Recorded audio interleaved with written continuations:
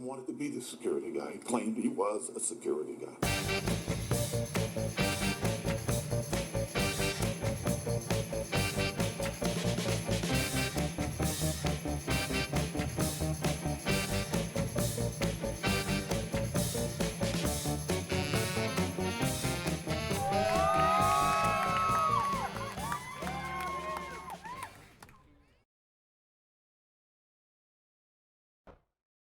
All right. Welcome to Security Guy Radio, sir. What's your name?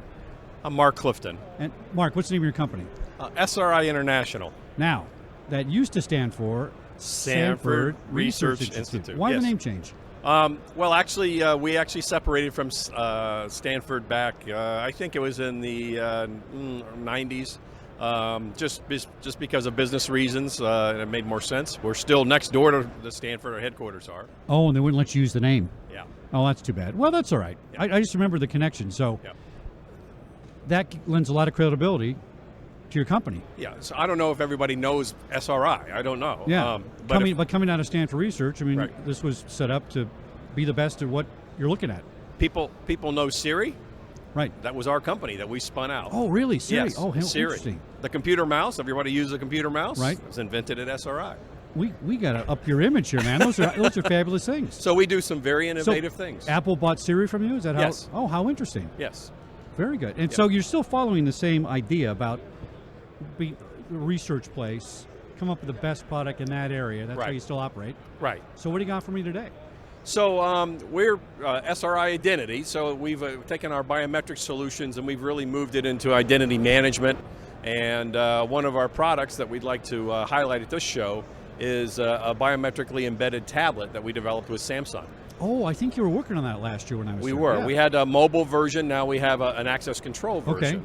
So it really is an access control device, but it's multifunction. It's not a single-purpose device. It doesn't have the only one and done kind of behavior. Right. You can put other things on here. A pin pad. You can call the guard and do video conferencing with the guard. Oh, that's You fabulous. can put personal messages into the device.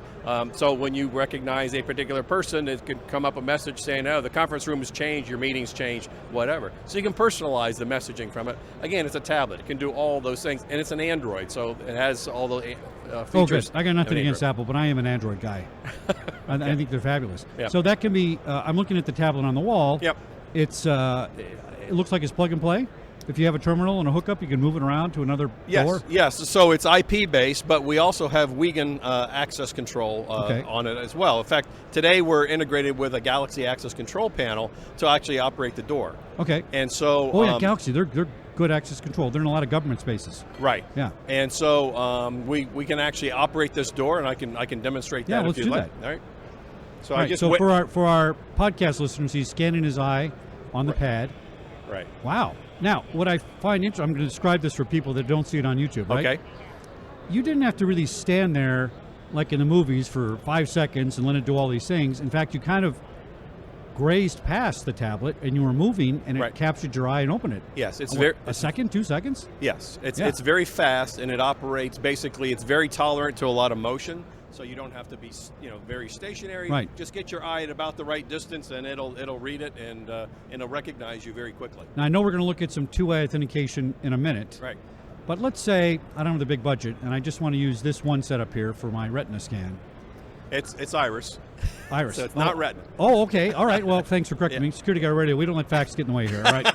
So, can I set this up to scan both eyes if I wanted to be really careful, if I had to be? We're actually working on that Okay. for these tablets to Yeah. do a two-eye authentication as Right. well. So you can increase the security level quite a bit if you did two eyes. Right.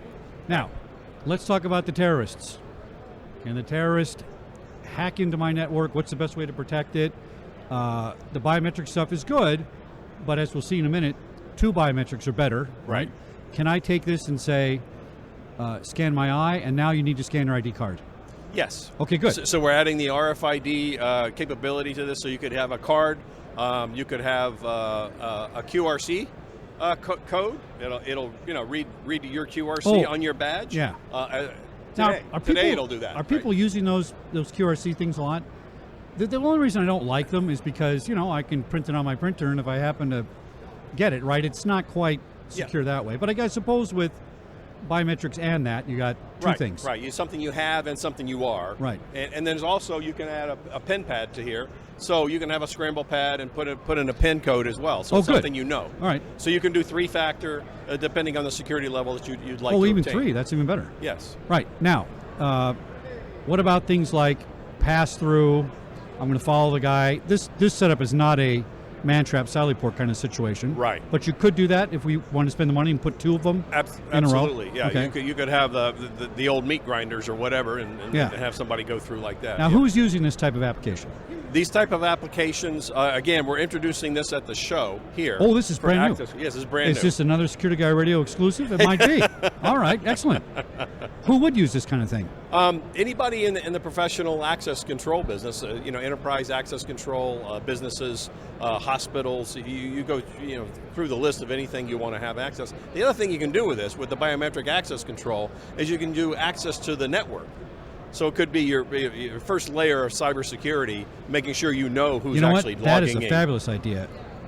In the end, I always say to people, yes, they have logical security and physical security. Right. In the end, it's all people, which means it's all physical security. Right. Which means somebody has to get in your data center right. to push the button to hack your network, right? Right. So I think that's a great idea. Do you anticipate any resistance to large organizations? I'm thinking of my studio, right? 5,000 people a day coming in on my door, maybe 10,000. Mm-hmm.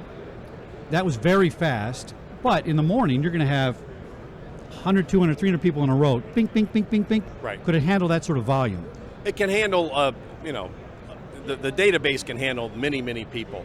So the access time, it comes into people's behavior. Right. Are they going to align correctly and things like that? We have other systems for really high volume applications. Okay, well, you might maybe put 2 or 3 of those at a large entrance. Exactly. Now, any resistance to, you're not keeping a picture of my retina, I'm not going to let that happen, because people now are all concerned about privacy and that kind of thing. Right. And so those are all concerns. We encrypt all that information, so Good. it is stored and encrypted in a template.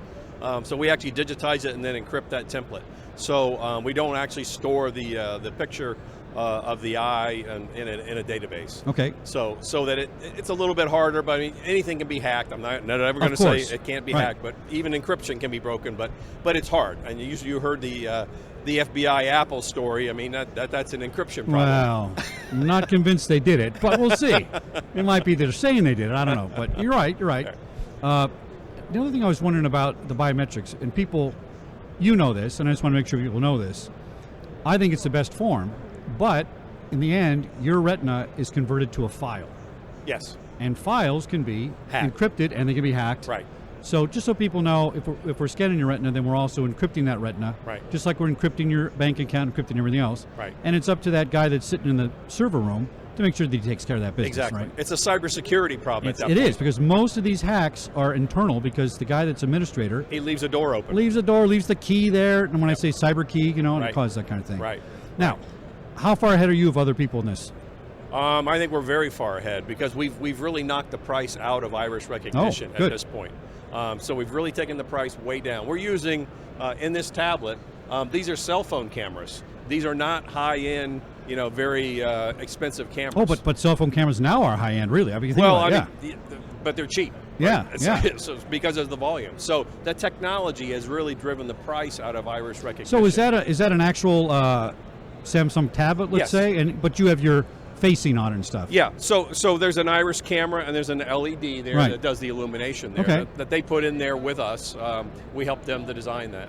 Can we turn this into a mobile app somehow? Yes. How would we do that? So again, the tablet is a mobile device, and we've actually just secured it for access control. So we have other applications with the military and things like that where they actually want to use it for identifying. Oh yeah, people. out in the field or clearing a group of people. Exactly. Interesting. Oh, very good. Exactly. Mark, this is fascinating once again. Now, you're going to show me some 3-way authentication, right? Yes. Should we go take a look at that? Yeah. All right, great. Okay. All right, so this is an encounter management system that we have that basically manages the encounter of somebody walking through this device, and it recognizes their face, their left iris, and their right iris, as you can see up in the upper right. Just by walking through. That's amazing. Now is that infrared light to me? That is. It's near infrared. Now, it's very bright in here at the show floor, but it's taken and blacked out the background, which is amazing. Yep. And that lighting, is that an LED light that's hitting Yes, them? it's near infrared LED. Right. Because that brings out the most contrast in people's irises. Yeah, and it's kind of invisible light. Right. You can't see it, so you don't really know what's happening, but it is happening. Right. So this is what a guard would look at. This is an access control system for a guard at a desk to say, right. Yep, that's Kevin. Yep. Everything matches, yep. and so on. Right. And then can we scroll through and see how it looks as a, multiple multiple faces? Hey. All right, so now what we're looking at is and this is a series of encounters that have happened over the last few minutes of just different people. Notice one of them it's got an alert on it, so he was on a certain watch list or something like that. So you can set different levels of alert, white list and black list, and other conditions depending on the individual. Now, what kind of traffic can this handle as far as people? There's about 20 people a minute. A minute? Yep. Wow, that's better than a guard and a piece of paper and a pencil, isn't it? Yes. That's amazing. And you don't wear out the guard trying to look at people's badges, and because those don't really work that well. Well, what I like about it is that we're also really freeing up the guard to do better work, right? Right. Because now he's not doing multiple things. He's doing one thing. He's looking for exceptions. Right. Right. Right. Very good. And you think, because of how you've turned this into an Android app, not an Android app, but a backbone, this is much more economical than it's ever been. Yes. And so people should not watch this and be afraid they can't afford it. Right. Okay. Right. Do you know what like? You don't have to give me a quote. I mean, what are we talking about? A typical setup like this for a medium-sized company. What are you looking at? For the high throughput system, it's on the a little bit less than $70,000 for the fingerprint, face, and iris. But again, the number of people you go through in a transaction, it's very economical. That seems very reasonable. Yeah, it's very. And I'll tell you what, I could lose two guard positions at the desk. Right. That kind of volume, you need 3 guards. Right. Right. Right. So now you just need 1. So it really pays for itself. Yes. Oh, very good. You can do a return on investment. In fact, we've had clients that they've actually done that. Where they've actually just redeployed the guard to a different activity, right? And they got him off the desk, the front desk, that he didn't have to sit there the whole time trying to manage. Great, Mark. Thank you very much. Thank you, Chuck. I'm glad we could hook up again. This is fascinating stuff.